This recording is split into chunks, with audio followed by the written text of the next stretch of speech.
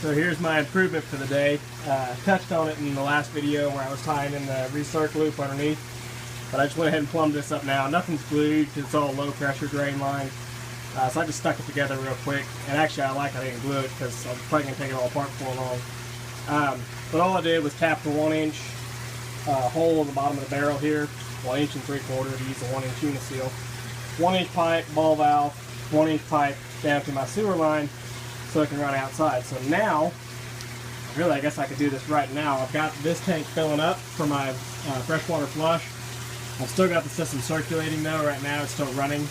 But if I wanted to go ahead and kill the system right this instant, I could. Let's go ahead and open this valve and drain down my swirl filter here and flush it all out through that drain valve.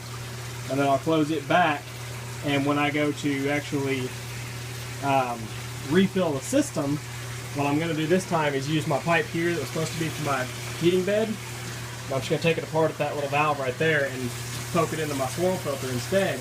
That was the problem that I had last time, was that I couldn't force fill my swirl filter with the pump, and so I filled up the whole tank, and then I was having to let the tank equalize over the swirl filter, which took a long time. So now I'll be able to fill the swirl filter while I'm filling the tank, and actually get it filled probably ahead of time. And any excess fill that I put into it will just either start to circulate through the system, or it'll backflow here back to the tank. So it's kind of a win-win. Well, I guess you can't backflow it, it'll just fill up, never mind, take that out. Anyway, the point of this video was the add-on here for the little sewer line.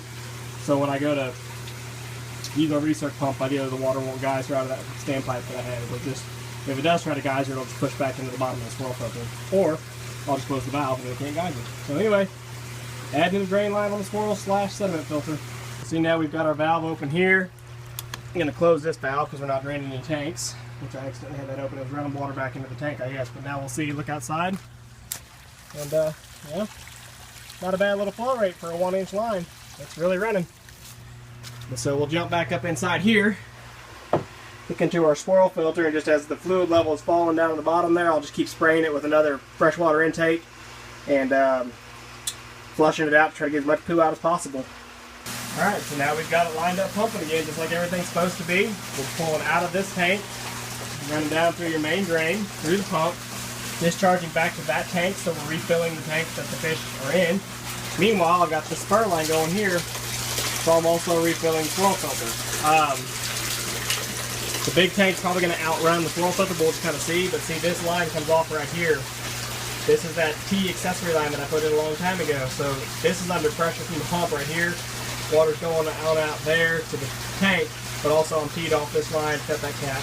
Teed off here, coming to the flex pipe, which is just spinning around into right here. So we're filling up the swirl filter under pressure. Also filling up the big tote down there and draining out of this tote, so everything's working perfectly.